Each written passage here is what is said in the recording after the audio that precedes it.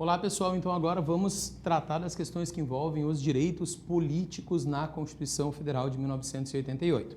Vejam que a gente já tratou das questões relacionadas à nacionalidade. E aí quando nós falamos da nacionalidade, eu cheguei a comentar que há uma diferença entre a nacionalidade e a cidadania, sendo que a cidadania está relacionada ao exercício dos direitos políticos.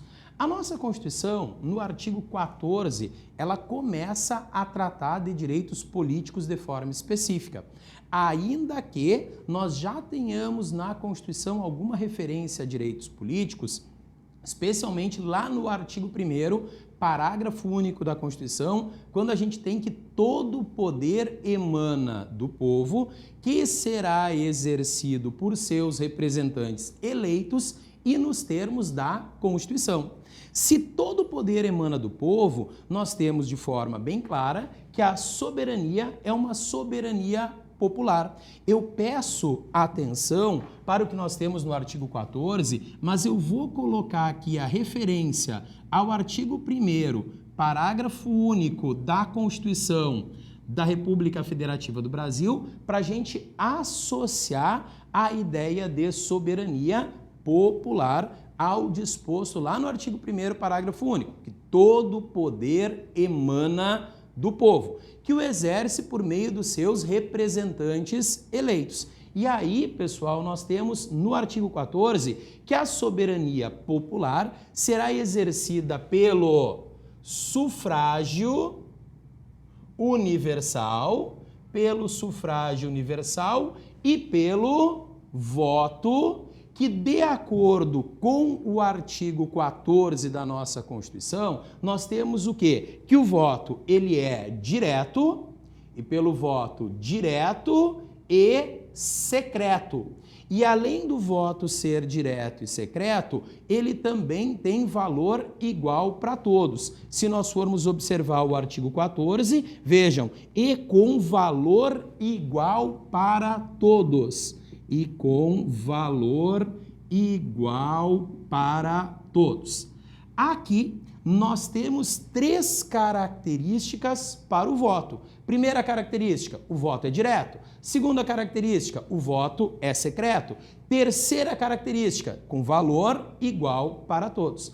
Claro que se nós formos buscar um pouco mais do texto constitucional e nós avançarmos, por exemplo, para as questões que envolvem as cláusulas pétreas, lá no artigo 60, parágrafo 4º da Constituição Federal, nós também vamos encontrar que o voto é, além de direto e secreto, ele é universal e periódico. Então, além do voto ser direto, além do voto ser secreto e com valor igual para todos, de acordo com o que nós temos como cláusula pétrea, o voto é universal e periódico. E se nós quisermos fechar as principais características do voto, além de dizer que ele é universal e periódico, nós também podemos, e até lembrar aqui, de um elemento importante no que diz respeito ao voto ser obrigatório, que seria a outra característica que nós temos para o voto. Claro que depois eu melhoro a questão do voto obrigatório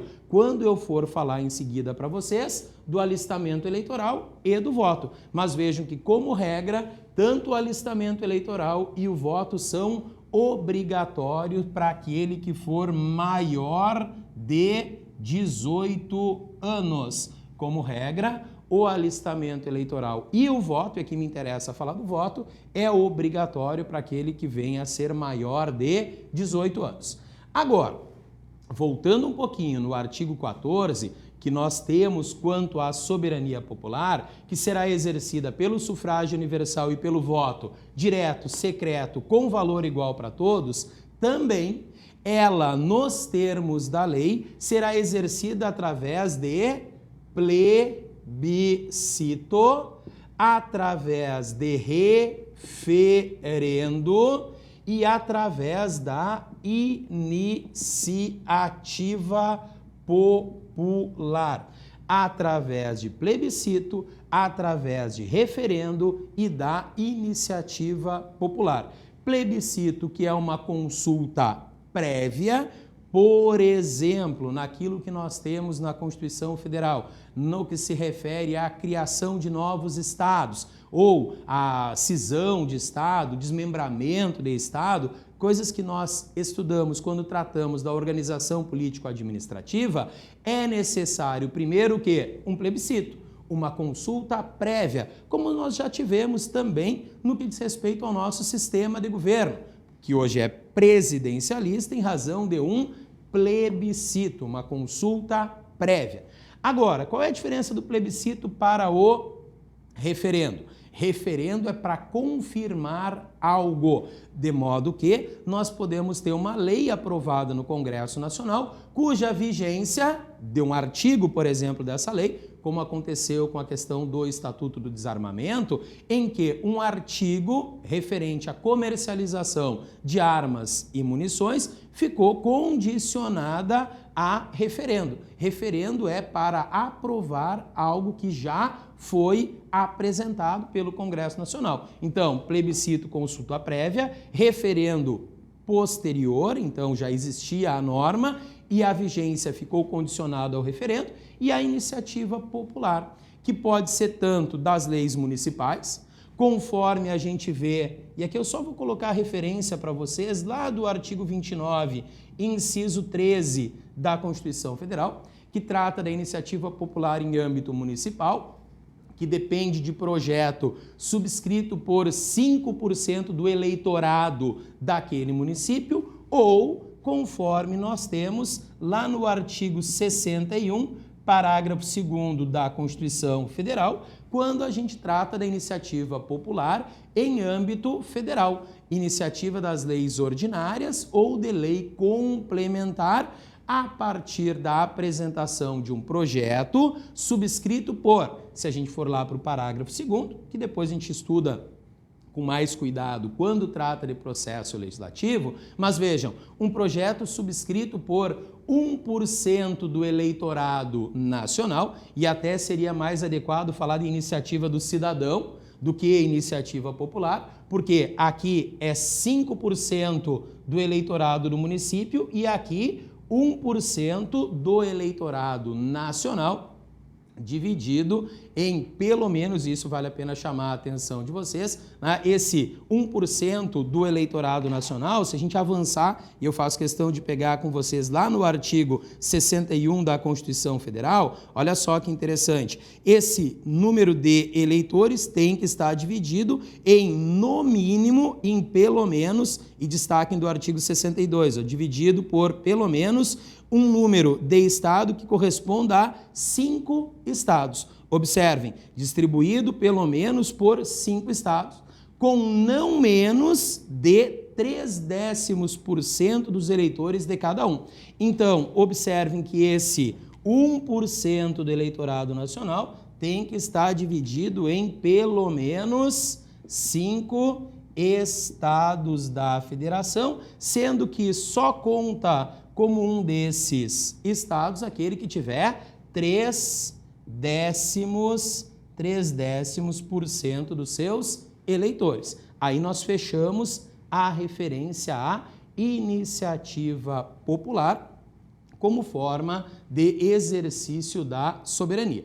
Agora, que nós fechamos o caput do artigo 14, podemos, até porque já começamos, a tratar do disposto no parágrafo 1º do artigo 14 em relação ao alistamento eleitoral e o voto, que são, conforme nós temos no inciso 1, obrigatório para os maiores de 18 anos, mas que tanto o alistamento eleitoral e o voto podem ser facultativos. Facultativos para quem, pessoal? Facultativos para aqueles que são. E aí a gente pode colocar da seguinte forma: facultativo para aquele que for maior de 16 e menor de 18. Vamos colocar aqui, para os maiores de 16 anos e menores de 18 anos. Para aqueles que são maiores de 70 anos, para os maiores de 70 anos e para os analfabetos. muito importante observar que em relação aos analfabetos, para os analfabetos, o alistamento eleitoral e o voto são facultativos. Ou seja, o analfabeto é alistável. O analfabeto, querendo, pode se alistar como eleitor e pode votar. Não é obrigatório o alistamento eleitoral e o voto para o analfabeto. Vou destacar, o analfabeto, ele é alistável. Os analfabetos são alistáveis. Qual o cuidado que nós precisamos ter? Especialmente levando em consideração o disposto no parágrafo 2º e também o disposto no parágrafo 4º do artigo 14, que vai tratar daqueles que são inalistáveis e aqueles que são inelegíveis. Pessoal, vejam, o que é inalistável? O que significa ser inalistável? Inalistáveis são aqueles que, vamos colocar aqui, ó, não podem se alistar como eleitores. Os inalistáveis não podem se alistar como eleitores. São inalistáveis quem? São inalistáveis os estrangeiros. Por isso que a gente afirma, então, que o estrangeiro não possui direitos políticos e, portanto, não é cidadão. Os estrangeiros são inalistáveis e também são inalistáveis durante o período do serviço militar obrigatório os conscritos, os recrutas. Os conscritos, durante o período do serviço militar obrigatório, eles são inalistáveis, ou seja, não podem se alistar como eleitores. Claro que quem é inalistável também vai ser inelegível. E aí eu peço cuidado e atenção de vocês para o que nós temos no parágrafo 4º do artigo 14. O artigo 14, no parágrafo 4º, trata daqueles que são inelegíveis. O que significa ser inelegível? Inelegíveis são aqueles que não podem ser eleitos. São inelegíveis os inalistáveis e são inelegíveis, olha só, analfabetos. Professor, então o analfabeto é alistável e inelegível? Exatamente. O analfabeto, querendo, pode se alistar como eleitor, mas nem querendo pode ser eleito. Inelegíveis são aqueles que não podem ser eleitos. Ou seja, e é importante porque é questão de prova destacar, inalistável, o estrangeiro e o conscrito. Inelegível, os inalistáveis, ou seja, estrangeiros e conscritos durante o período do serviço militar obrigatório.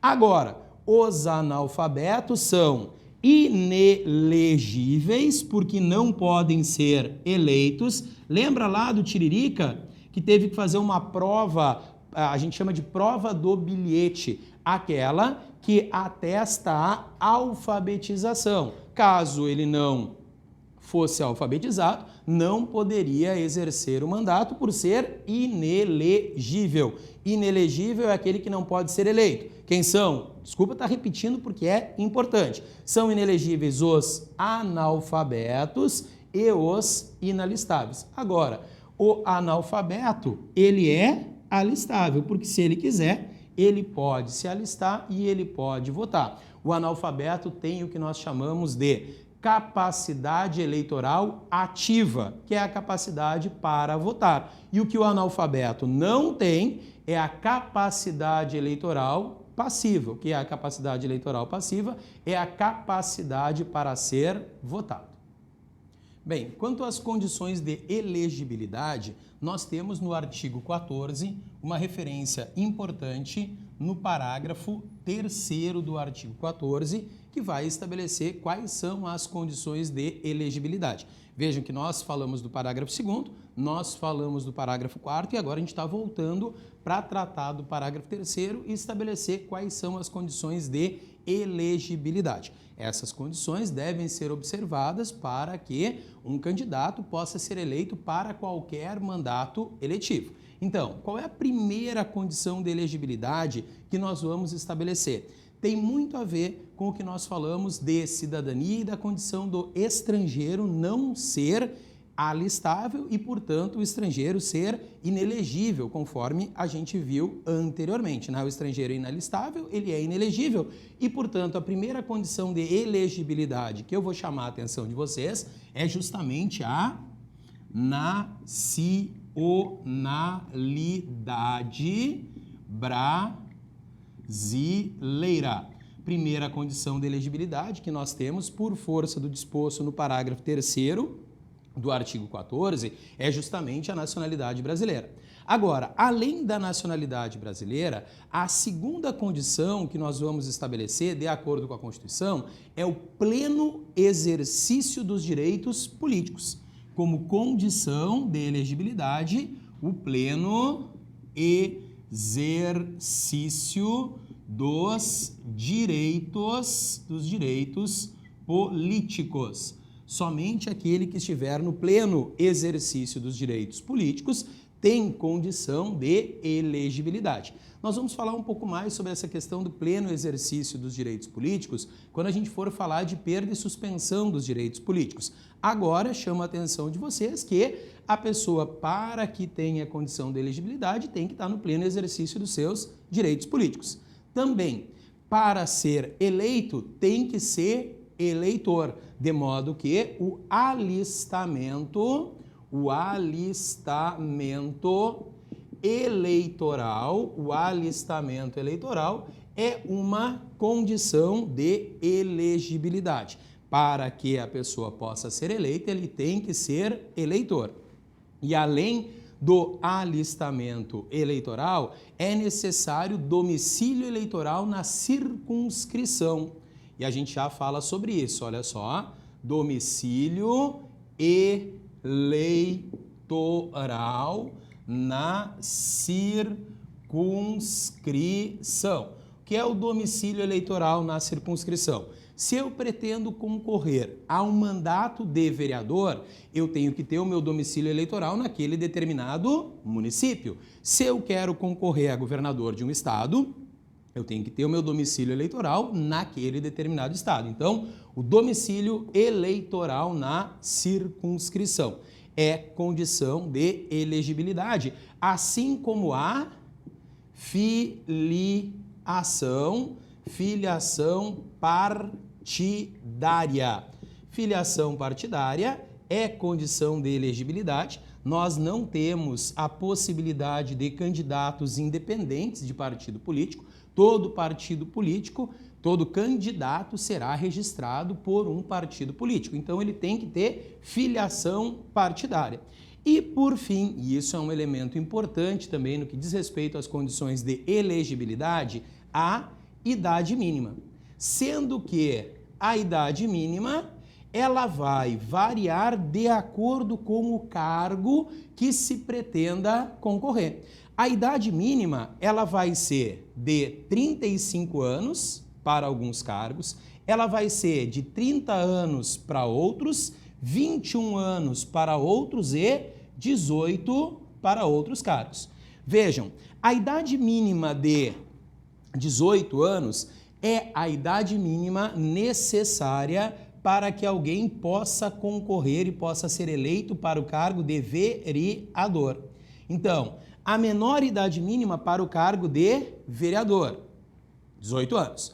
A idade mínima de 35 anos, que é, vamos dizer assim, a máxima idade que nós temos aqui, é para os cargos de, vejam, presidente da República e, junto com o cargo de presidente, o cargo de vice-presidente da República, então, presidente e vice-presidente da República, e também para o cargo de senador.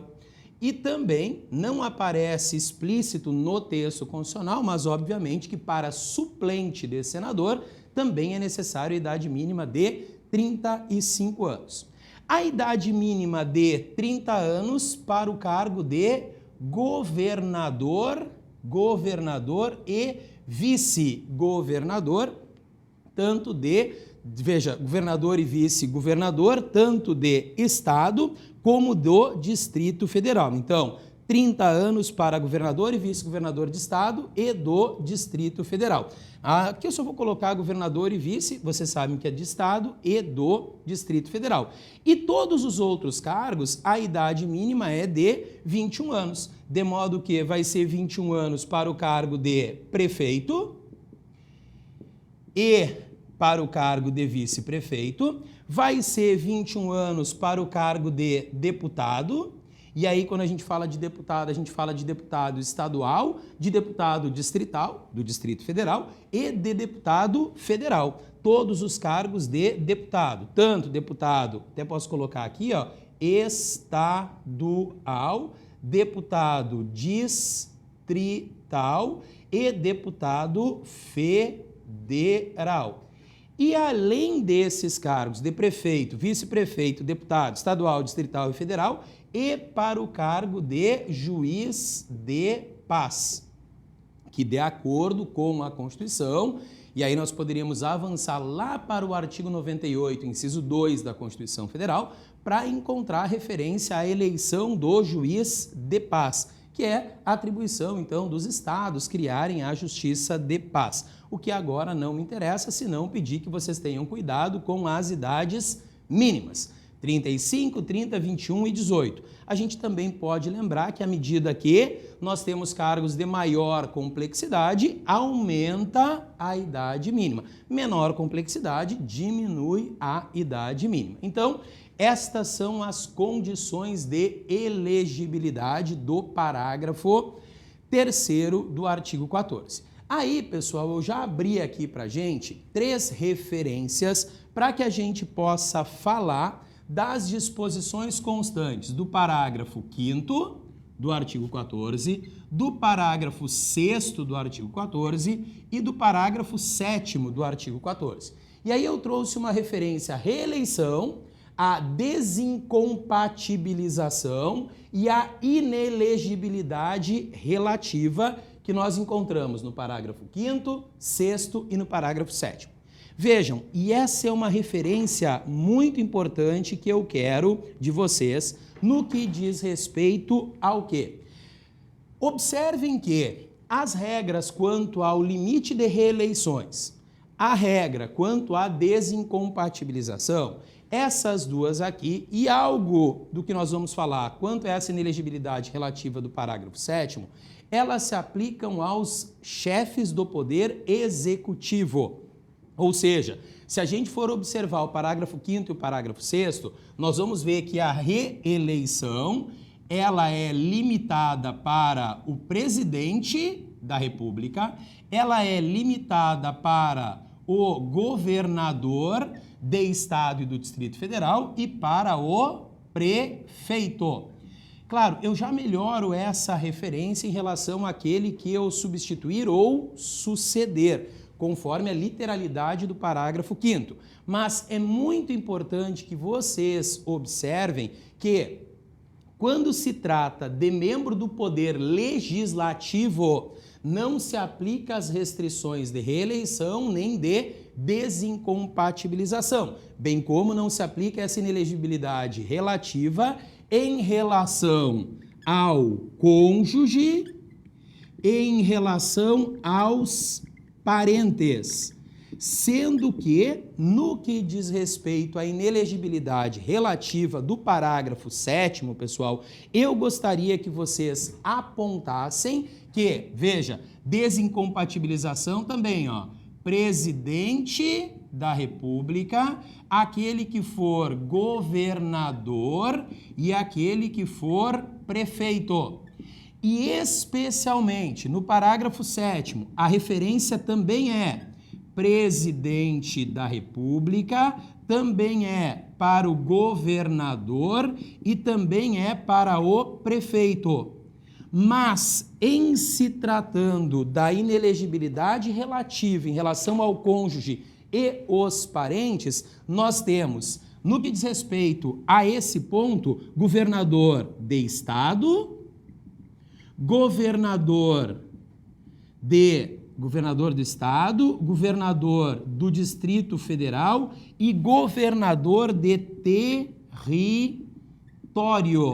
Sendo que o parágrafo 5º e o parágrafo 6º, quando se referem a governador, tanto um como o outro, se referem ao governador de estado e do Distrito Federal. Estado e do Distrito Federal. Observem essa pequena diferença no que diz respeito ao parágrafo 5º e ao parágrafo 6º. Quando tratam de governador de estado, falam de governador de estado e do Distrito Federal. Agora, quando se trata do parágrafo 7º, se inclui também o governador de território, que não é eleito para o cargo, mas que torna inelegível o seu cônjuge e o seu parente nas condições que nós vamos colocar aqui. Bem, pessoal, o que eu preciso em relação à reeleição? Reeleição só será admitida para um período, um mandato subsequente. Então, é admitida a reeleição para um mandato subsequente. E essa restrição, observem o parágrafo 5º, o presidente, governador de estado, do Distrito Federal, os prefeitos e quem os houver sucedido ou substituído, e quem os houver sucedido, e aquele que houver sucedido ou substituído no curso dos seus mandatos, poderão ser reeleitos para um único período subsequente. Então, aquele que foi eleito pode ser reeleito para um período subsequente.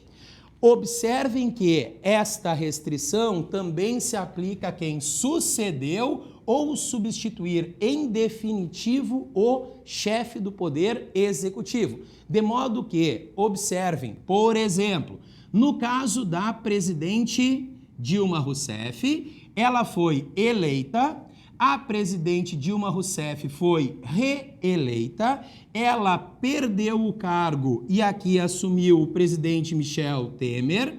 E como o presidente Michel Temer, ele sucedeu a presidente Dilma Rousseff, caso não houve essa situação, mas caso o presidente Michel Temer quisesse concorrer à reeleição, que na verdade para ele seria a eleição, mas seria já tratada como uma reeleição. Ele poderia concorrer aqui a uma reeleição, mas mesmo que ele tivesse apenas essa reeleição, porque na verdade aqui ele foi eleito como vice e foi sucedendo a presidente Dilma que ele chegou à presidência. Ele não poderia, senão uma única vez, concorrer à reeleição. Ou seja, é reeleição para um período subsequente. Aplica-se ao presidente, ao governador de estado e do Distrito Federal, ao prefeito e quem os houver sucedido ou substituído no curso dos seus mandatos. Para concorrer à reeleição,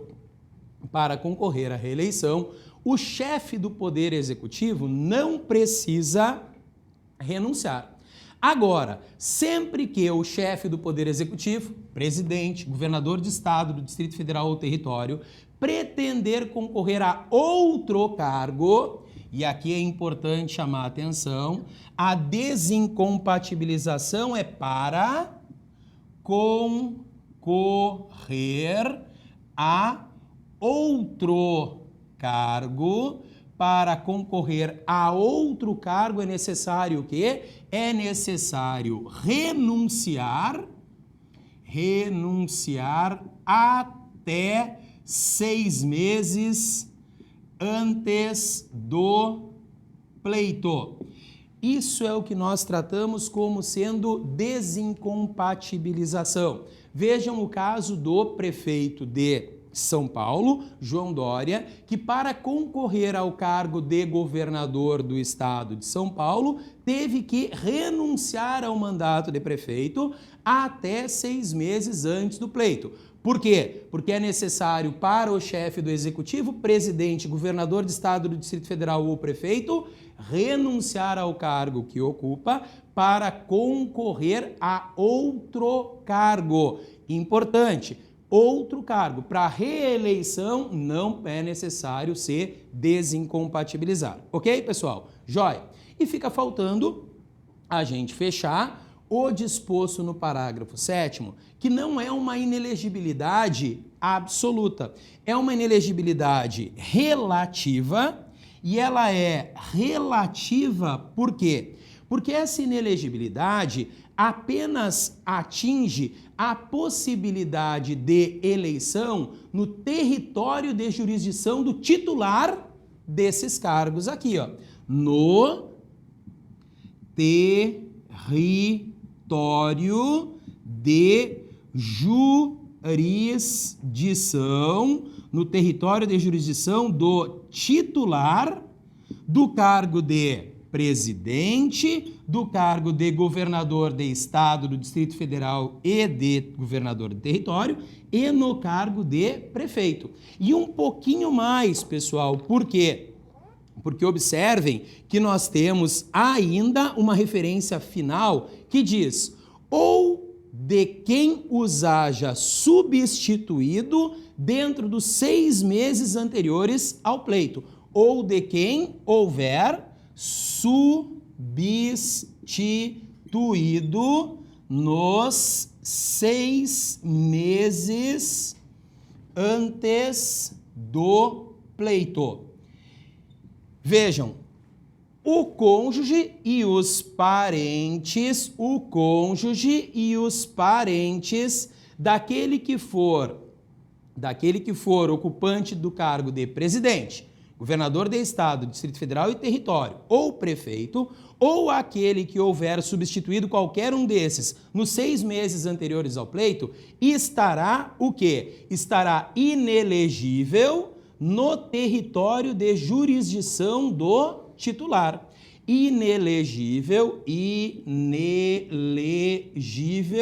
no território de jurisdição do titular.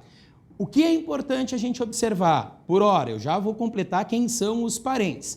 Que essa inelegibilidade, como é no território de jurisdição do titular, veja, por exemplo, quando se trata do prefeito, a inelegibilidade diz respeito ao quê? Aquele município.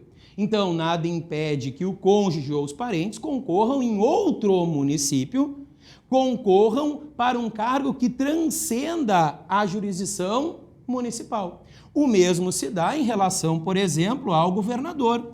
O filho do governador não poderá concorrer a vereador em nenhuma das localidades, em nenhum dos municípios daquele estado. Mas nada impede que ele concorra a mandato eletivo em outro estado ou que concorra, por exemplo, a presidente da República. Por quê? Porque aí o mandato, o cargo eletivo, transcende o território de jurisdição do titular. Agora, claro, quando se trata do presidente da República, como nós temos no presidente jurisdição em todo o território nacional, o cônjuge e os parentes do presidente estarão inelegíveis para qualquer mandato eletivo, porque o território de jurisdição do presidente é nacional. Ok, senhores? Falta chamar atenção para o quê? Professor, quais são os parentes que estarão inelegíveis? Os parentes consanguíneos, os parentes afins, até o 2º grau ou por adoção. Vejam que esta inelegibilidade atinge os parentes os parentes que sejam consanguíneos ou afins até o segundo grau ou por adoção. Olhe, por favor, o parágrafo 7º. São inelegíveis no território de jurisdição do titular os parentes consanguíneos ou afins até o segundo grau, veja, até o segundo grau ou por adoção, aí de quem? Do presidente, do governador de estado, de território do Distrito Federal, de prefeito ou de quem os haja substituído dentro dos 6 meses anteriores ao pleito. Então, a gente já sabe que são os parentes tanto consanguíneos ou afins até o segundo grau ou por adoção. Claro, também atinge o cônjuge e também atinge companheiro, tá? O Supremo Tribunal Federal já tem entendimento que atinge o cônjuge ou atinge também o companheiro. Então, cônjuge, companheiro, parente, consanguíneo ou afim até o segundo grau ou por adoção. Agora, pessoal, tem uma exceção, que eu vou colocar um salvo aqui, ó. Salvo se, veja, salvo se o cônjuge ou o parente, salvo se o cônjuge ou parente já é titular, salvo se já é titular de mandato, salvo se já titular de mandato eletivo e concorrendo à reeleição. Se ele já for titular de mandato eletivo e estiver concorrendo à eleição, salvo se, veja, titular de mandato eletivo e candidato à reeleição. Aí ele não sofre a inelegibilidade. Vamos observar a partir de um exemplo esta situação.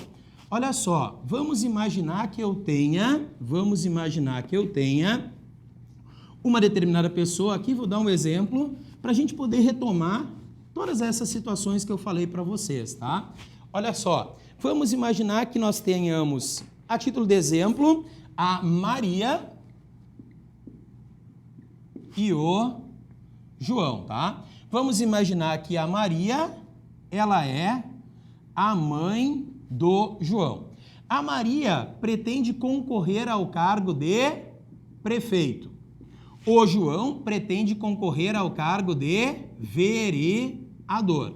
Vejam, nem a Maria, nem o João, nem a Maria, nem o João exercem mandato eletivo. São duas pessoas que não exercem mandato eletivo. A Maria concorre ao cargo de prefeito e é eleita para o cargo de prefeito. O João concorre ao cargo de vereador no mesmo município que a Maria e é eleito para o cargo de vereador. Pessoal, existe algum impedimento da Maria ser prefeito e do João ser vereador? Nenhum. Por quê? Porque eles não ocupavam mandato eletivo.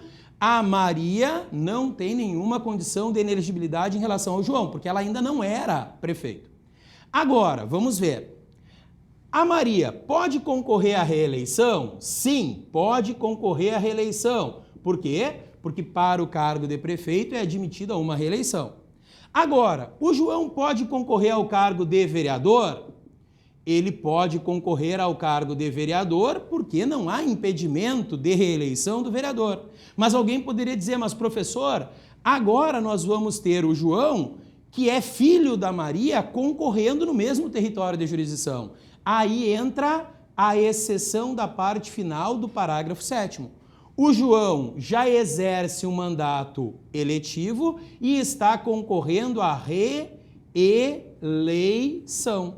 Aí não há impedimento. O João pode concorrer porque ele já é titular de mandato eletivo e está concorrendo à reeleição. Ok, pessoal? Fechamos este ponto, sendo que, para a gente não ficar com nenhuma dúvida, eu só peço atenção à súmula vinculante número 18 do Supremo Tribunal Federal, no que se refere à dissolução da sociedade conjugal durante o mandato. Observem os termos da súmula vinculante número 18 do Supremo Tribunal Federal, que vai estabelecer que, se houver dissolução de sociedade conjugal durante o mandato, essa dissolução da sociedade conjugal não vai atingir a inelegibilidade prevista no parágrafo 7º, ou seja, mesmo que tenha ocorrido a dissolução da sociedade conjugal no curso do mandato, o cônjuge continua inelegível. O cônjuge continuará inelegível conforme a súmula vinculante número 18, porque caso não fosse assim, eles se separavam e quem sabe depois, no início do outro mandato, voltariam a estar juntos e aí nós teríamos burlado a regra estabelecida pelo parágrafo 7º. Ok, pessoal? Fechamos então tanto o parágrafo 5º, 6º e 7º e eu já vou abordar com vocês a disposição constante do parágrafo 8º, que diz respeito ao militar. Pessoal, o que nós temos em relação ao militar? Vejam, quando se trata do parágrafo 8º, nós temos aqui uma referência à elegibilidade do militar. Notem que o militar, desde que seja alistável, ele é elegível. Então, militar alistável é elegível. Professor, quando o militar não é alistável? O militar não é alistável quando ele é conscrito durante o serviço militar obrigatório. Tirando essa situação, ele é alistável. O militar alistável é elegível. Só que aí, pessoal, o que a gente precisa ver? A gente precisa ver quantos anos de serviço esse militar tem. Se ele tiver menos de 10 anos de serviço, nós vamos ter uma situação. Se ele tiver mais de 10 anos de serviço, nós vamos ter outra situação. Observem que, se esse militar contar com menos de 10 anos de serviço, o que vai acontecer com esse militar? Para que ele possa concorrer, ele tem que se afastar da atividade como militar. Ele deixa de ser militar. Para concorrer, ele deixa de ser militar. Professor, mas e se ele não for eleito? Não interessa. Ele vai se afastar e ele perdeu a condição de militar. Ele tem que se afastar da atividade. Agora, se ele contar com mais de 10 anos de serviço, aí não é necessário se afastar da atividade. Se ele contar com mais de 10 anos de serviço, aí esse militar ele vai ficar agregado pela autoridade superior, ele fica agregado pela autoridade superior e aí pode acontecer duas coisas, né? Vamos colocar assim, ó, se não é eleito. Se ele não é eleito, ele retorna às suas atividades normais. Não é o correto, mas a gente vai imaginar esse ficar agregado pela autoridade superior como se... Não é o correto, mas só para a gente entender, como se ele estivesse suspenso das suas atividades. Agora, se ele é eleito, olha só, se eleito, e aí vejam, se eleito, no ato da diplomação, ele passará automaticamente, se eleito, na diplomação. Importante que vocês observem que não é na eleição, é na diplomação. A diplomação ocorre depois da eleição e antes da posse. Na diplomação, ele passará automaticamente para inatividade. Pessoal, me ajudem, por favor, com o parágrafo 8º. O militar alistável é elegível, atendidas as seguintes condições. Se contar menos de 10 anos de serviço, deverá afastar-se da atividade. Se contar mais de 10 anos de serviço, será agregado pela autoridade superior e, se eleito, passará automaticamente no ato da diplomação para inatividade. E aí fechamos o que nós precisávamos destacar em relação ao parágrafo 8º.